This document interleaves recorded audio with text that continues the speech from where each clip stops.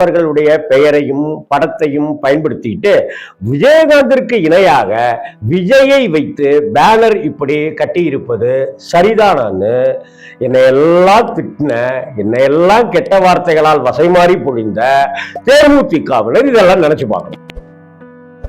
அம்மா அறிக்கை கொடுத்திருக்காங்க, அந்நியார் அறிக்கை கொடுத்திருக்காங்க, எப்படி வைக்கலாம் அப்படின்னு தாராளமா நீங்க காவல்துறையில நீங்க மனு தரலாம், புகார் கொடுக்கலாம்.